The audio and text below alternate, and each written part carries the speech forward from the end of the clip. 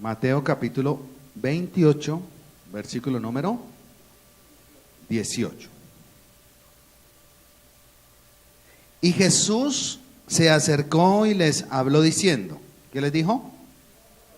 Toda, ¿cierto? Toda potestad me es dada en el cielo y en la tierra. Por tanto, id y haced discípulos, ¿a dónde? A todas las naciones, bautizándolos en el nombre del Padre, del Hijo y del Espíritu Santo, y enseñándoles que les guarden todas las cosas que os he mandado, y aquí yo estoy con vosotros, ¿cuánto? Todos los días hasta el fin del mundo. Amén. ¿Qué le llamó la atención del pasaje? ¿Cuál es la palabra? Todo. La palabra clave es todo. Toda autoridad me has dado, predicad el evangelio a todas las criaturas, enseñándoles que guarden todas las cosas, y yo estoy con vosotros todos los días. El contexto de la resurrección de nuestro Señor Jesucristo se enmarca dentro de este pequeño pasaje, las últimas palabras, podríamos decir, la última enseñanza de Jesús.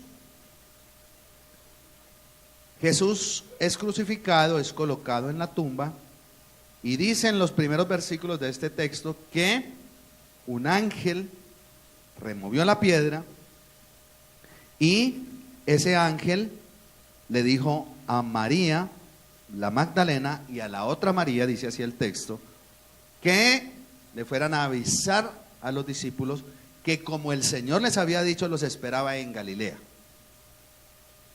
Y después, yendo de camino estas dos mujeres, el mismo Señor Jesucristo se les aparece y vuelve y les dice, díganle a los discípulos que los espero, ¿dónde? En Galilea. Y los discípulos van a Galilea, y aquí hay un asunto claro, y es que dice los 11. Ya faltaba Judas, que había traicionado a Jesús y se había ahorcado. Y a los 11 les dice, vayan porque están las buenas nuevas. Y los 11 se van para Galilea, para el monte donde Jesús les dijo que se veía. Y en el versículo 17 usted nota algo especial. Y dice, y cuando le vieron, ¿qué cosa hicieron? Pero algunos, ¿qué?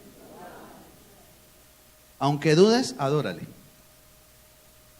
Aunque a veces dudemos, había algunos que dudaban, decían, ¿será? ¿No será? ¿Sí será que resucitó? ¿Será que no? Pero sin embargo, ¿qué cosa? Le adoramos. Muy bien por lo que usted hizo esta mañana, de adorar al Señor. Pero eso será motivo de otro mensaje. Y luego entonces, Jesús les da una sentencia, les da una declaración, les da una misión. Y esta misión, esta porción de las Escrituras, es llamada por los teólogos la Gran Comisión. Y de la Gran Comisión es que les quiero hablar en esta mañana. El gran encargo de Jesús, la gran misión que Jesús les dejó a sus discípulos. Quiero que analicemos versículo por versículo qué fue, cómo fue la misión y qué fue lo que Jesús exactamente les dijo. Entonces, en el versículo 18, lo primero que Jesús declara es toda, ¿qué? Potestad, toda autoridad. En el griego esa palabra es exousia, que se traduce como autoridad, significa poder, significa derecho, significa libertad para tomar una decisión. No solo la autoridad, la potestad, el derecho está en el cielo, sino también ¿dónde? En la tierra. Y Dios le ha dado el Padre le ha dado esa autoridad a Jesús, y ahora Jesús debe ejercerla como una sentencia final. Entonces mira que hay una cosa interesante. Jesús dice, el plan de salvación ya está listo. Ya lo terminé. ¿Por qué? Como les prometí, morí en la cruz y al tercer día, ¿qué? Resucité. Ya, como él mismo dijo en la cruz, consumado es. Él resucita y está listo el plan de salvación y de redención del hombre. Dice, pero ahora que hay un punto aquí, eso no termina aquí. Hay un punto y le dice a los discípulos, los espero en Galilea, porque toda autoridad y potestad me es dada en el cielo y en la tierra. Es decir, Jesús, aunque tenía el dominio por ser Dios, pero acuérdese que en la cruz del Calvario Él destituyó a Satanás. Él lo puso por estrado de sus pies. En la cruz del Calvario, entonces, Jesús venció la muerte y venció al enemigo. Entonces, por eso Jesús comienza diciéndole, de hoy en adelante, toda potestad me es dada, toda autoridad en el cielo y en la tierra. Pero además, en otras palabras, dijo, venga muchachos, vamos a hacer una cosa, ya ustedes son salvos, pero a partir de ahora esa autoridad y esa potestad yo se la voy a endosar. O sea, es como otra parte que comienza ahí el plan de redención, pero ahora viene el plan de dominio sobre la tierra y sobre el cielo. Una cosa es el plan de redención y otra cosa es el dominio y la autoridad que ahora comenzaba Jesús a ejercer sobre el cielo y sobre la tierra.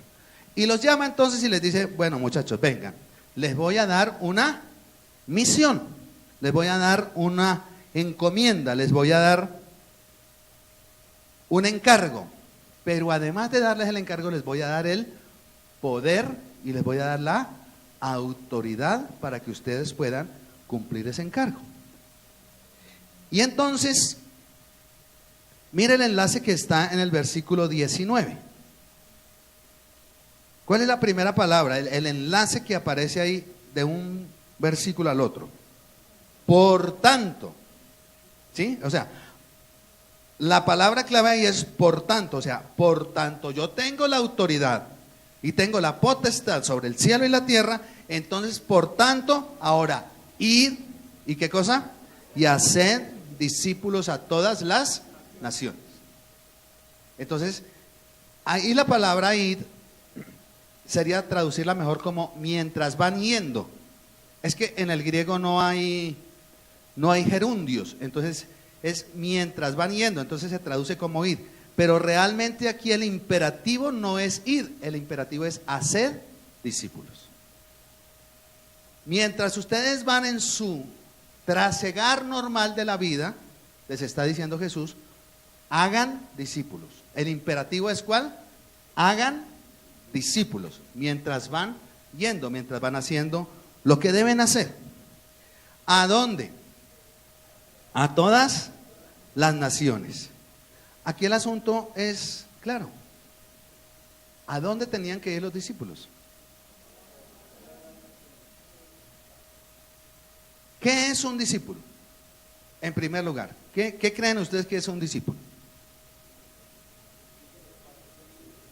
El que sigue los pasos de un líder. ¿Qué más es un discípulo? ¿Qué? Ayúdenme. El que aprende de su maestro. Señor, el que enseña el evangelio. Entonces, un discípulo es un estudiante, es un seguidor, es una persona dedicada a ¿qué? A aprender lo que el maestro le enseña. Entonces, en el contexto de Jesús, si yo quería aspirar a ser rabí, ¿qué debía hacer? Irme donde otro rabí y decirle, Rabí John, ¿puedo ser su discípulo? Y él me decía, ¿sí o no? Y si él me decía sí, ¿yo qué tenía que hacer? En palabras coloquiales colombianas, andar a la pata de John. Y estar pilas de todo lo que él me enseñaba, pero además ¿qué? De correcto, de todo lo que él hacía. No solo es la enseñanza, sino cómo él vive, cómo él se expresa, cómo él hace todo. Terminó ahorita un reality MasterChef. ¿Lo vieron algunos? Sí, les gustaba, ¿no? Llegaba uno con un hambre y esos platos tan ricos. Y entonces le ponían ahí, tiene que hacer como esto. Y entonces el chef hacía, ¿cierto? Echaba la harina, y el discípulo que tenía que hacer, igualito, lo tenía que dejar igualito, tal cual. Si se equivocaba en algo, pues no le salía bien. Eso es un discípulo. Debía vivir como él. Y ese discipulado, ese hacer discípulos, tiene tres cosas interesantes ahí. Primero, tiene el llamado al discipulado, tiene un marco global. ¿A quién le dijo que debían hacer discípulos? A todas las naciones. O sea, no tiene contexto étnico, racial, discriminación por sexo, nada. A todas las personas. Llamado a salir hasta los confines del mundo. Fíjese que no era la costumbre judía. La costumbre judía, y de hecho mismo, el mismo Jesús dice: yo he venido para atender las ovejas de la casa de mi padre. Pero ahora está diciendo Jesús: ahora, ya que les enseñé a ustedes 12, ustedes vayan y háganlo con todos, con todos.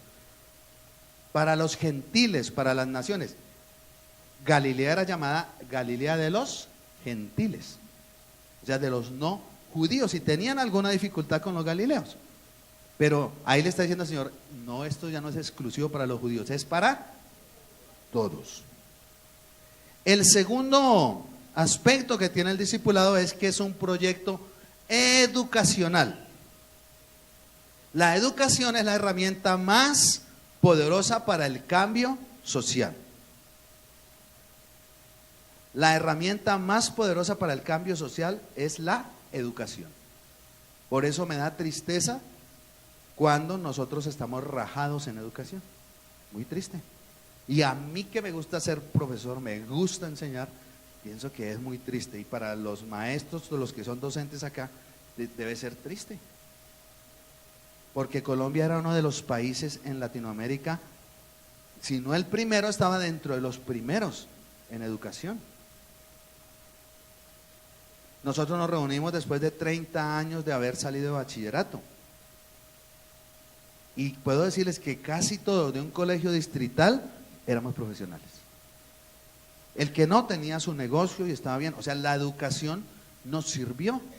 Muchos pasaron a las universidades públicas. De hecho, yo estudié en una universidad pública.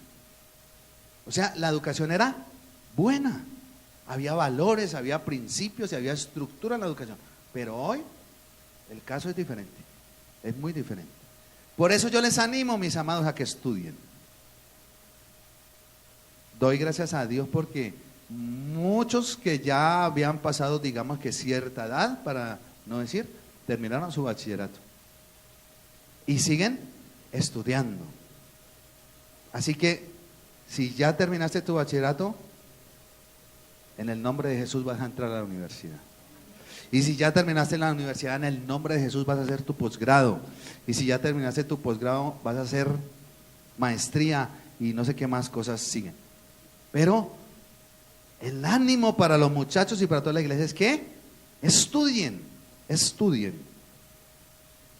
Y el tercer aspecto del discipulado es que tiene unas pautas, tiene un programa académico, tiene un pensum, podríamos decir. Cuando uno se matricula a una universidad o algo, le dicen: usted va a ver las siguientes materias, tal. Y usted dice: sí, ese pensum me favorece.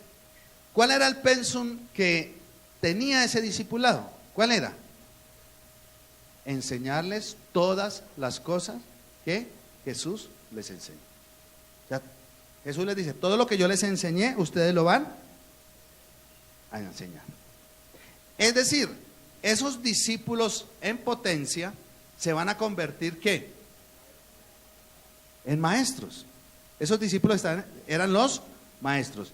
Y como Pedro, Santiago y todos los que estaban ahí con él, demostraron ser como Jesús. ¿Qué era lo que debían darle a sus discípulos, a los que iban a enseñar? Que todos llegaran a ser como ¿quién? Como Jesús. ¿Y esa no es nuestra meta? ¿Sí? Esa es nuestra meta, ser como Jesús. pensar como Jesús, actuar como Jesús y llegar a ser como Jesús. La esencia del discípulo y del maestro era conducir a la humanidad a la persona de Jesús, a ser como Jesús. Aquí hay una cosa interesante, y es que muchos predicamos la palabra. ¿Cuántos de ustedes predican la palabra? Amén. Poquitos. ¿Cuántos predican la palabra? Yo espero que sean todos, que hablen de Cristo, que hablen del Señor. Pero no nos podemos quedar solo en la enseñanza. ¿Cuál es la meta? ¿Qué dice ahí? Hacer discípulos. Mire, con todo respeto, a veces vienen y le endosan aquí al pastor o al líder: ahí le dejo a mi prima, a ver usted qué hace con ella. Es que ahí están a punto de separarse y mira, a ver, pastor, usted, como si uno pudiera ahí, no, tuviera una bola mágica y pudiera, no, pues claro, uno ora, pero quiero que me entiendan esto, amada iglesia. El compromiso es de todos nosotros. ¿Hacer qué? Cuando yo me convertí, yo vivía en Kennedy. Mi mamá se convirtió primero y se convirtió en una iglesia que quedaba en la 109 con autopista, lejos de la casa. En ese tiempo, es que la ciudad, pues no fue hace mucho, pero había un bus que solo iba, decía Tercer Puente. ¿Se acuerdan? Los jóvenes no, pero sí ustedes se acuerdan. Tercer Puente era lejos. Esa vaina era el confín del mundo. Y era la 134. No, la 134 era el Tercer Puente, porque de ahí para allá no había puentes. ¿Cierto? Yo me acuerdo que una amiga compró una casa en Cedritos y la fuimos a ver, y eso era potreros puros, pues había una urbanización ahí. Nosotros: ¿y usted por qué compró eso tan lejos? En un potrero. Entonces mi mamá le da por irse para allá, y yo: mamá, ¿qué va a hacer por allá? Ay, mi mamá sí. Y como yo era el hijo de la que la acompañaba a los servicios religiosos, que se murió la tía Magola, y entonces: mijito, ¿me acompaña? Sí, mami, yo la acompaño. Que la misa de no sé qué, que bueno. Pero yo tenía una estrategia. Entonces yo llegaba con mi mamá, venga que usted va a ser mi mamá hoy. Entonces yo llegaba con mi mamá, y entonces yo cogía y la sentaba en la banca de la iglesia. Y yo le decía: ya vengo, mami.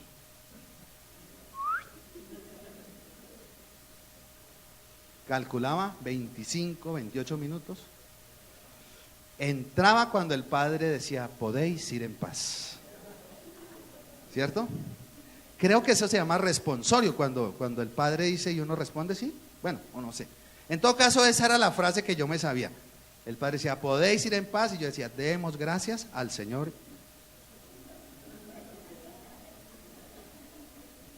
Esa era mi estrategia. Entonces yo un día le dije: la voy a acompañar allá a la iglesia. Entonces yo cogí a mi mamá, nos bajamos en la autopista, pasamos y llegamos allá a la iglesia. Y entonces yo fui a hacer la misma. Y dije: hago la misma. Pero hermano, qué sorpresa. Dos niñas muy bonitas, hermosas, altas, Alexandra y Ginette, bonitas, me dijeron: bienvenido, bienvenido. Y entonces me cogieron del brazo. Dijo: bienvenido, es su primera vez. Ay, usted es el hijo de Alicita, no sé qué. Y me sentaron a mí, ¿en dónde? En la primera banca. Me dio oso salirme, ¿yo cómo me iba a salir? Y me tocó al lado una señora, y entonces ella me decía: ¿cierto que él es lindo? Y yo: sí, señora. ¿Cierto que él es precioso? Y ella era así, todo era precioso, todo era lindo. Y entonces ella levantaba las manos y cantaba. Y de pronto comenzó a hablar en un lenguaje raro ahí. Y yo dije: mi mamá, ¿dónde se metió, Dios mío? Y yo ahí pues quieto, ¿qué podía hacer yo? Ya no me podía salir. Ese día no estaba el pastor, predicó un líder, un muchacho, jovencito así como Pedro, barbita. Y entonces él predicó de la quejabanza y de la alabanza. Yo por supuesto no entendía nada. Pero cuando él empezó a explicar qué era la quejabanza, como que me dio cuete. Porque yo ya había terminado medicina, pero estaba en una época en mi vida en que estaba en una crisis porque no conseguía trabajo. Fui a la clínica El Restrepo y le dije al director, mire, aunque sea de enfermera, pero deme trabajo, por favor. Porque siempre era, no tiene experiencia, no tiene experiencia, no tiene... Yo dije, pero ¿cómo voy a tener experiencia si no me dan trabajo? Yo creo que ese señor tuvo misericordia de mí. Y me dijo, lo llamaron, le dijeron, el parto, doctor. Entonces dijo, camine, atiende ese parto. Me dijo, ¿ha atendido parto? Le dije, más de 300. Hice mi internado en Pasto. Y allá tienen hartos hijos.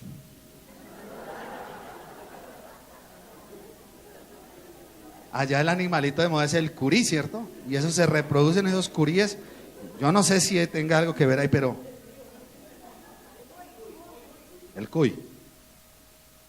Había noches que yo sacaba uno y sacaba dos y entonces uno, para que el bebé salga bien, hace un corte que se llama episiotomía. Y uno saque chinos y después yo veía todo eso. Me tocaba coser todas esas viejas.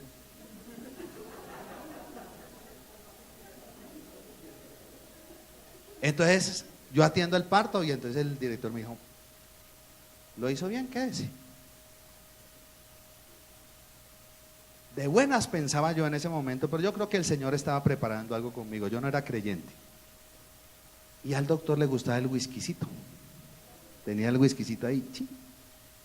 Y él me dijo, mijo, es que mis hijos que también son médicos, ellos ya no quieren venir por acá, ellos tienen sus trabajos. A las 10 de la mañana el doctor ya estaba copetón. Entonces yo me quedaba y le ayudaba. Y yo casi que vivía en la clínica del Restrepo. Porque le decía, ¿y esta noche? Y yo, no viene nadie. Yo me quedo.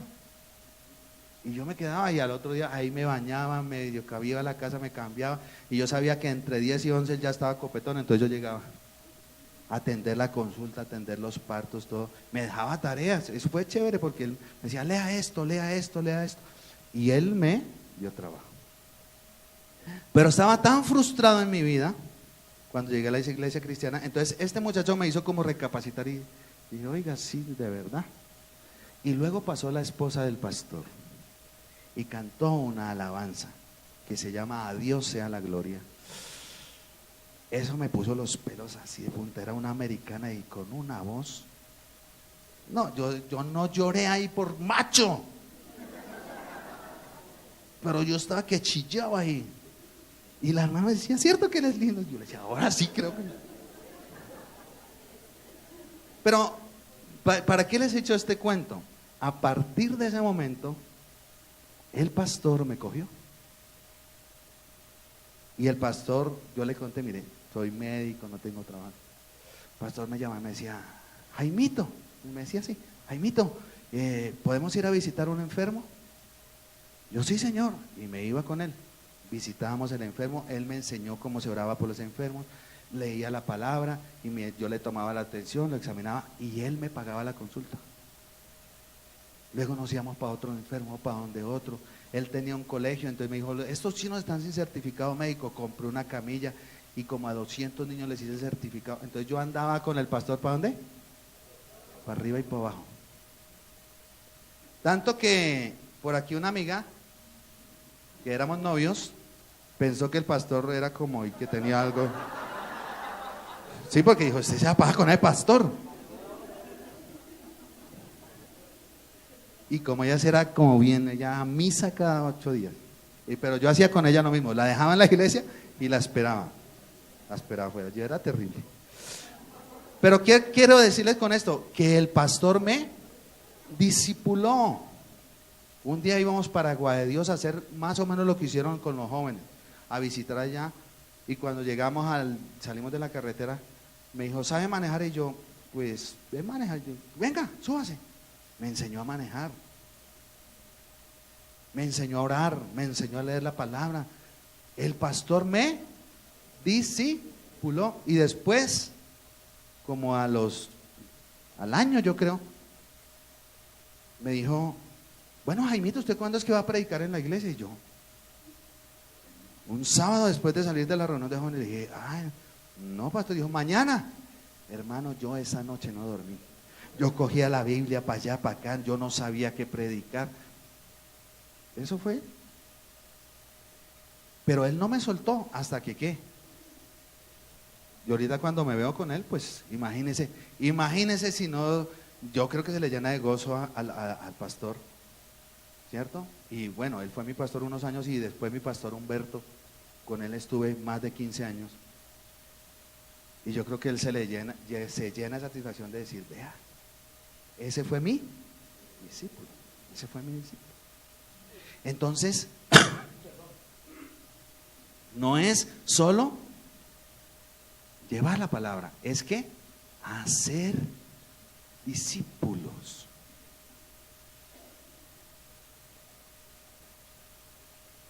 Yo quiero poner de ejemplo aquí una mujer que quiero mucho, a Nelly. Nelly ella no les habla. Les habla y les habla y les habla y les habla y hasta que no los deja listos, no los suelta. No los suelta. Y aquí hay varios de sus discípulos que van para arriba. Entonces, esa es la misión. Verso 19 dice, bautizándolos ¿cómo? En el nombre del Padre, del Hijo y del Espíritu Santo. No es solo una fórmula, es que ellos conozcan al Padre, que conozcan al Hijo y que conozcan al Espíritu Santo. ¿Qué es el bautismo? A propósito, levanten la mano los que no están bautizados. ¿Dónde están los de proclamación? A ver, ¿los veo? Mire, anóteme todos estos porque vamos a hacer un bautismo aquí bien chévere. Mire, todos estos están sin bautizar. Corra, lápiz y papel, Carta García, lápiz y papel, anóteme aquí, vea. Jairo y María, tú, rápido, ayúdenme. Mire todos los que están sin bautizar, todos acá. Tranquilo, levante su mano, eso. El bautismo en agua, claro, el bautismo en agua. De eso estaba hablando él. El bautismo en agua, por inmersión. Eso. Ahorita entonces les dan los nombrecitos. Al final del culto me entregan esa lista. Mira, que hay otra niña. Sí tenemos gente para bautizar, mi pastora, mire. Hay por lo menos 30. En el primer culto había bastantes. Y bautizándolos en el nombre del Padre, del Hijo y del Espíritu. ¿Qué significa el bautismo? ¿Qué significa el bautismo? Sí, Señor, ¿qué más? El bautismo es la declaración pública de que yo soy creyente. En otras palabras, que yo bajo al agua y digo, la vida vieja que tenía la dejo allá y ahora me levanto a una vida nueva. Es decirle en público lo que usted ya es, que usted es un creyente, que usted cree en el Padre, en el Hijo y en el Espíritu Santo. Y que sus pecados y todo deja ya y usted se levanta para ser una nueva criatura. Bautizándolos en el nombre del Padre, del Hijo y del Espíritu Santo. No se preocupe. Si usted hace discípulos, ellos dirán, quiero bautizar. Una parejita se me acercó hace 8 días o 15 días. Dijeron, pastor, nosotros queremos bautizarnos. No tuvimos que decirles, bauticen. No, eso sale porque el Espíritu Santo de Dios da esa convicción de bautizarse. Y finaliza entonces, dice, bautizándolos en el nombre del Padre, del Hijo y del Espíritu Santo. Pásame el siguiente versículo, hijo. Y enseñándoles que guarden ¿qué? Todas las cosas que yo todos los he mandado. Quiero hacerles una pregunta. ¿Cuántos quisieran que el Señor estuviera con ustedes toda su vida? Bueno, voy a volverla a hacer. ¿Cuántos quisieran que el Señor quisiera que estuviera con ustedes toda su vida? Amén. a cada minuto, a cada instante, en cada decisión. ¿Les gustaría eso? Hagan discípulos. No dice ahí, vea. Y enseñando a todos que guarden todas las cosas que yo les he mandado. Y he aquí, yo estoy con vosotros todos los días, hasta el fin del mundo. Y amén.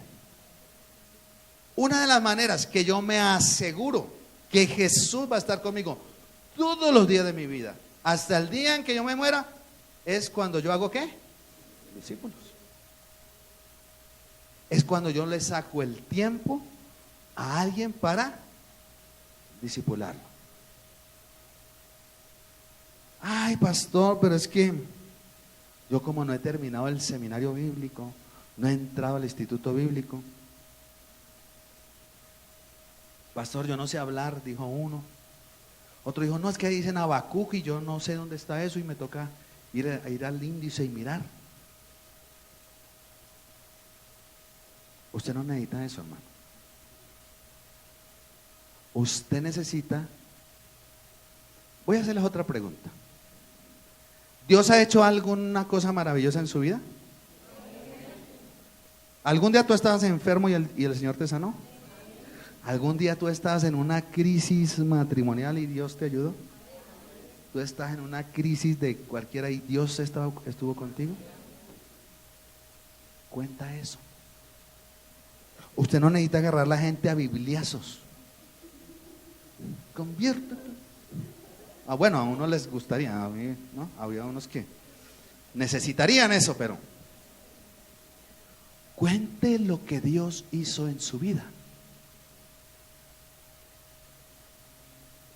Hace 15 días mi suegrita hermosa cumplió 90 años.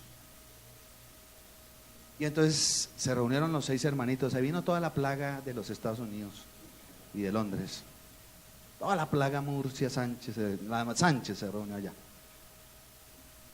Y entonces dijeron, ¿quién va a dar las palabras? Entonces, pues la mayor. Y ella dijo, ¿yo? No, yo no, a mí no, yo no. Entonces Jairo, que es el varón de la casa, dijo, no, yo menos. Y todos empezaron a mirarme. Entonces, ¿quién? Jaimito, ¿nos haces el favor y da las palabras? Yo, claro. Y adivinen para qué aproveché la oportunidad. ¿Ustedes creen que estaban todas tus tías con sus familias, unas 60 personas? ¿Ustedes creen que yo saqué la Biblia y le dije, saquen su Biblia y vamos a Apocalipsis, donde dice que la gran ramera? No.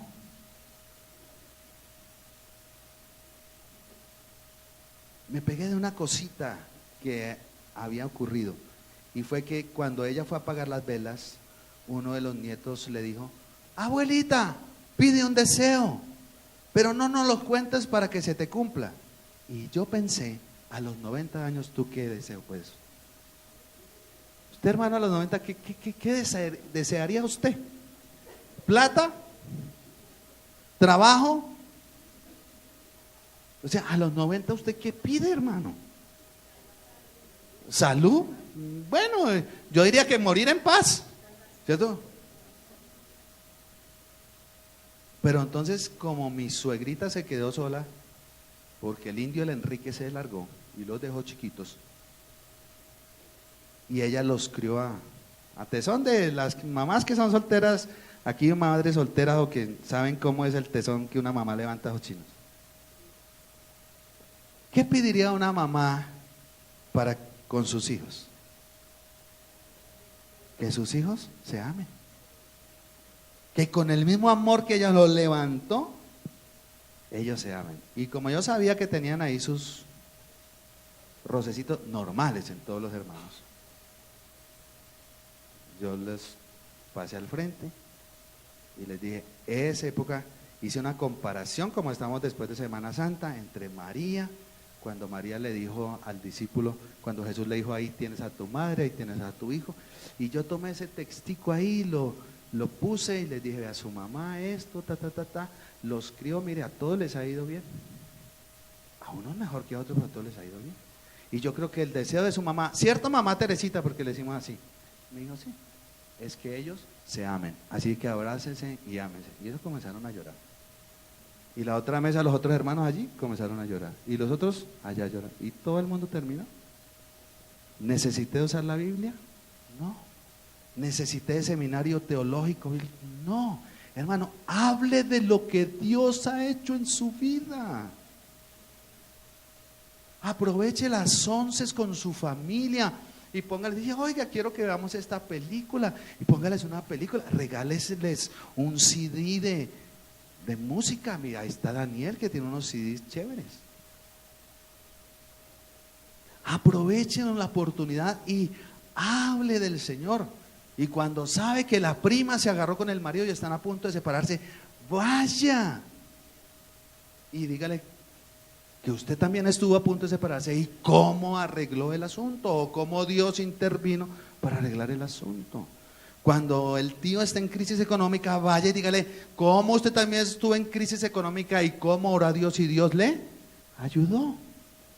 Usted no necesita seminario bíblico, ni necesita nada de esas cosas. Ahora, si quiere conocimiento, oh, gloria a Dios, mucho mejor. Porque es un plan de educación, dijimos. Pero eso es lo que dice el Señor. Y si haces eso, Dios estará contigo todos los días de tu vida hasta el fin. Amén. Dale un aplauso al Rey de Reyes y Señor de Señores.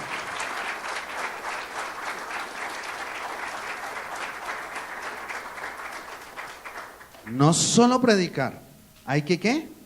Discipular. Hay que enseñar todas las cosas. Y la mejor manera de enseñar, ¿cuál será? La gente después se acercó y ay, Jaimito, gracias, palabras bonitas. Mi cuñado me abrazó y me dijo, hermano, usted no sabe cuánto lo quiero yo a usted. Y yo le dije, sí.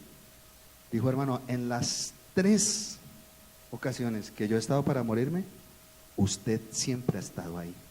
Yo no me acordaba.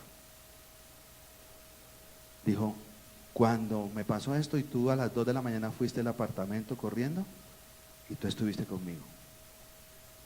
Cuando me pasó esto, tú estuviste conmigo. Y ahora que me operaron del cerebro, tú fuiste, hiciste una oración y míreme cómo me ve, hermano. Me dijo, usted no sabe yo cuánto lo quiero a usted. Mi cuñada me dijo, cuando yo me separé, a la primera persona que llamó fue a la casa. Y ella pues dijo, no quiero hablar con usted, páseme a Jaime. Ella quería hablar, era conmigo. Para decirme, mi esposo se acaba de ir. No necesitamos tanta teología, solo mostrarles el amor de Cristo. Entonces, tus palabras, amado, tienen valor cuando tú demuestras que eso que estás diciendo, tú lo vives en tu casa, tú lo vives en tu familia, tú lo vives en tu vida. Eso es lo que el Señor encomendó. Y luego, hermano, ya después se abre la gente y usted ahí facilita, usted va y los enseña. Y los enseña, y ellos un día dicen, yo quiero bautizarme, yo quiero ir a su iglesia, yo quiero esto, yo quiero, como dicen mis pacientes, no me voy de aquí hasta que no ore, es que estoy atrasado en la consulta. Yo no sé, pero no, doctor, ore. Gloria al Señor, ¿no? Predica, enseña de lo que Dios ha hecho en tu vida. ¿Quieres cantarle al Señor? Cantémosle a Dios y démosle gracias y pidámosle que nos dé esa oportunidad de compartir con otros el Evangelio. Amados, yo creo que la gente necesita de Dios. Mire, la gente está urgida. Usted los medio toca y la gente, ya, dígame dónde, qué quiero hacer. ¿Sabe por qué a veces la gente no? Porque a veces nosotros nos volvemos como muy religiosos, muy estrictos. Hermano, quítese eso de la cabeza. Que Dios lo pueda usar, que Dios lo pueda bendecir, que Dios le pueda dar a usted toda la sabiduría. para que usted pueda llevar y mostrar el amor de Cristo a otros. Jesús enseñó con misericordia. Jesús enseñó la parábola del samaritano. Jesús le dio vista a los ciegos. Jesús vistió al desnudo. Al que estaba endemoniado, Jesús lo liberó. Al que su hija se le murió, Dios lo levantó. A las necesidades de la gente fue que Dios. La gente no le importa si Jesús va a venir en un caballo blanco, rojo, amarillo. No le importa eso.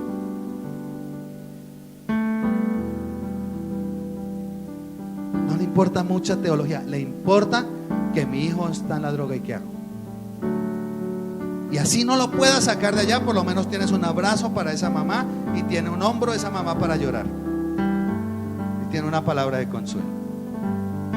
A eso nos mandó el Señor. Termino con esta pregunta: ¿qué vas a hacer con esta predicación? Vas a decir, perdón, ay, qué bonita estuvo la... ¿O qué vas a hacer con la misión? No con esta predicación, corrijo. ¿Qué vas a hacer con la misión que Dios nos encomendó?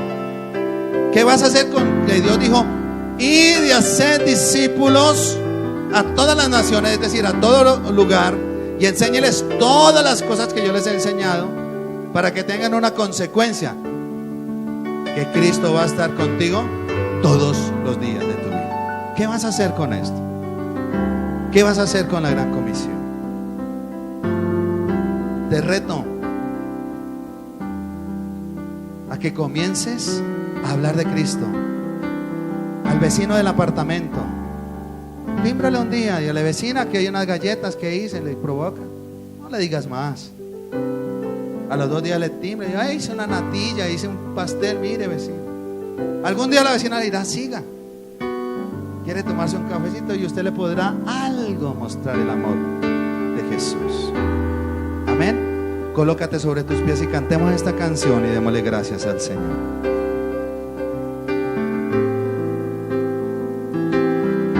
Aleluya.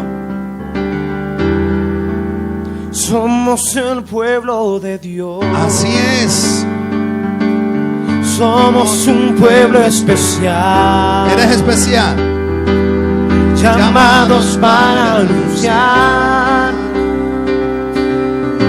las virtudes de aquel que nos llamó a su luz. Somos el pueblo de Dios, su sangre nos redimió y su espíritu dio para darnos poder y ser testigos de Él.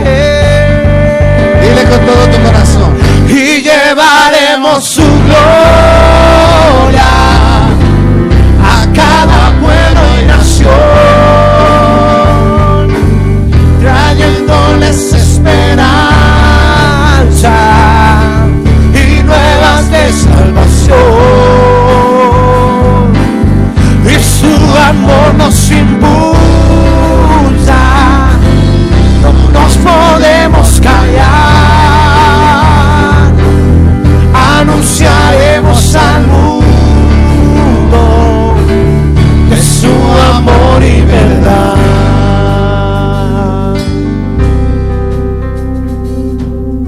¿Usted cree que llevarle una palabra de esperanza a una mujer que tiene que vender su cuerpo todos los días a más de una persona, que probablemente, no sé, Yanisita, esos niños, ellas ni conozcan quién es su papá? ¿Será que hay una palabra de esperanza para esas mujeres? Nosotros creemos que sí, y eso lo hicieron ellas. ¿Crees que hay una palabra de esperanza para aquella mujer que le ha tocado levantar sus hijos a punta de esfuerzo? Como me dijo un señor un día en un taxi: mi esposa me abandonó, se fue con otro, me dejó con 3 hijos. Y me dijo: hoy me duele la espalda, llevo más de 14 horas. pero tengo mi hijo en Estados Unidos, tengo el otro que está estudiando tal.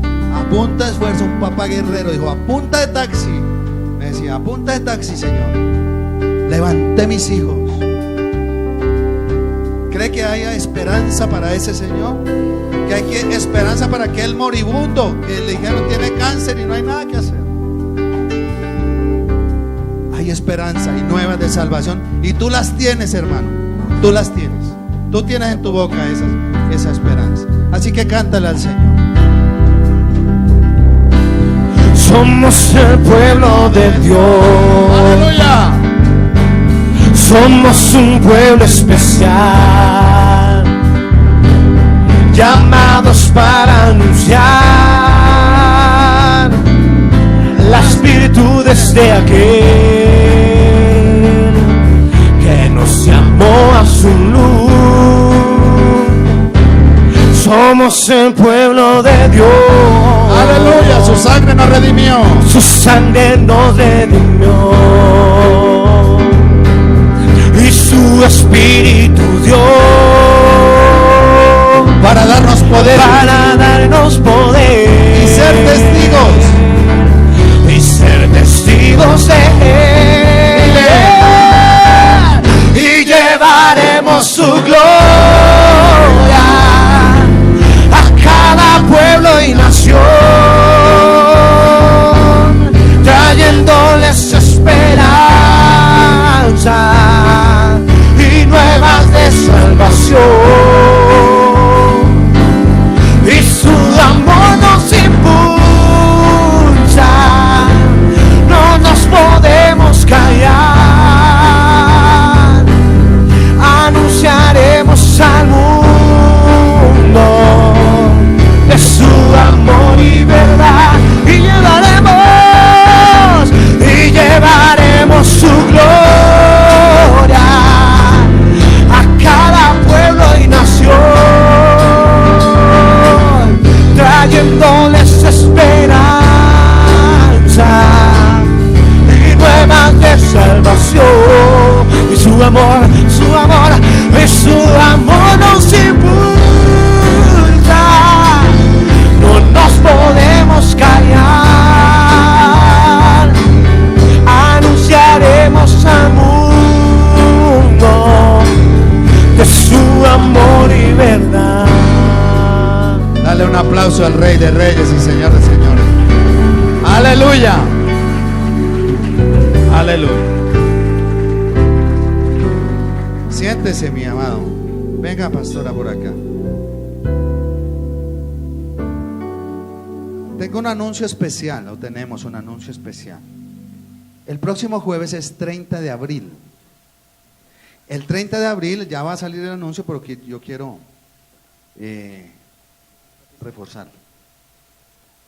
El 30 de abril, ya por muchos años, las iglesias de Asambleas de Dios de todo Colombia, desde La Guajira hasta el Amazonas y desde el Chocó hasta el Bichada, nos reunimos para orar, para un clamor especial por nuestra nación, por todo, oramos. Y nos reunimos en algunas iglesias, pero la última vez hubo tanta gente que este año dijimos lo va a hacer cada uno en su iglesia. Y aquí nos vamos a reunir dos iglesias, la familia Isin y la iglesia de la pastora Lilia. Entonces es este jueves, que es 30 de abril. Como el primero es festivo, entonces siempre lo hacemos hasta las 4 o 5 de la mañana. Acá por razones de los vecinos no lo podemos hacer tan tarde, pero vamos a estar hasta las 10 o 11, lo que el Espíritu Santo. Entonces no me dejen solito, ¿vale? ¿Sí? Me van a acompañar y van a venir aquí a orar, ¿sí? Amén. Venga y oramos entre todos y le damos gracias al Señor. Gracias, pastor. Amén. Buenos días, amada familia Isin. Dios bendiga sus vidas. Este es el año de renovando nuestro ser, renovando nuestro ser. Cada uno de nosotros queremos renovar y renovar nuestro ser. Pues me llegó aquí en el celular una noticia muy dura de el terremoto que sucedió ayer en Nepal. Nepal queda en el Asia, la India, Katmandú, y ya según el reporte hay más de 700, cuando la tierra tiembla, Nepal llora a más de 1.500 muertos. 1.500 muertos y ya van 27 réplicas, y cada réplica, como esas casas son como de bareque, y ustedes saben en la India cómo es esta pobreza, Nepal, Katmandú, Bangladesh, hay mucha pobreza, también sale mucho terrorismo de allá, entonces muere muchísima gente pobre, mucha gente humilde. Y lo que pasó también con esa embarcación, todas estas personas que murieron ahogadas en este barco que se hundió porque el capitán lo sobrecargó, y gente que quiere salir de sus países. Acuérdense que el África está sufriendo, es algo muy duro cuando llegan y hemos visto por el Face tantos muertos, es cristiano, lo matan, cristiano, lo matan, cristiano, lo matan. Y cualquiera puede decir, no, yo no soy cristiano, pero mueren por la causa de Cristo, de reconocer a ese Cristo. Y de verdad que nosotros aquí nadie nos persigue para venir a la obra del Señor. Todos venimos con el deseo de